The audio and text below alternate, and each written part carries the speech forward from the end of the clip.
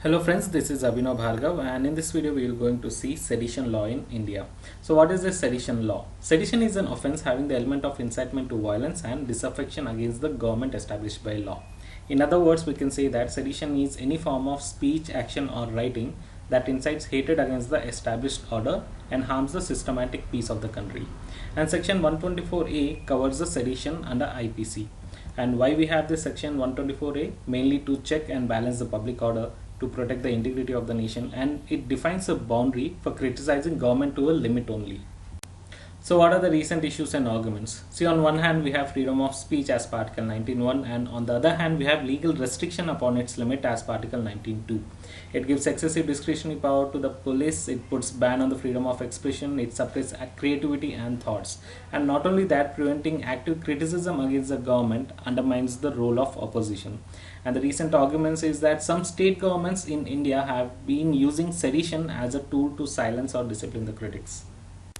Let us see what is Supreme Court's ruling on this sedition.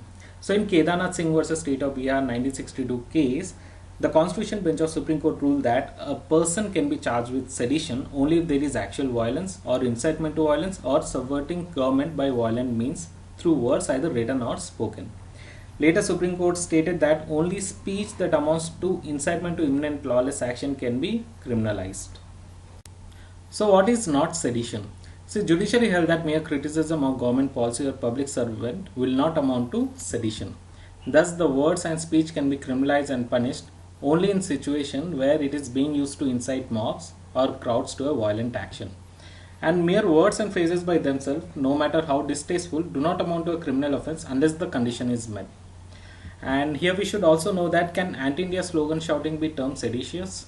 So in Balwant Singh case, Supreme Court held that the casual raising of the slogans such as Khalistan Zindabad once or twice by two individuals alone cannot be said to be aimed at exciting or attempt to excite hatred or disaffection towards the government.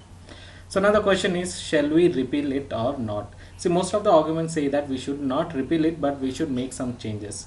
For example, Law Commission recommended to reduce the punishment, which currently includes the life imprisonment, and we should limit the discretionary powers, etc.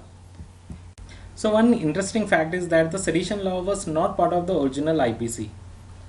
It was dropped by Britishers while enacting the act, but then they realized its importance and later it was reintroduced by the Britishers in the year 1870. That is 10 years after the IPC was introduced.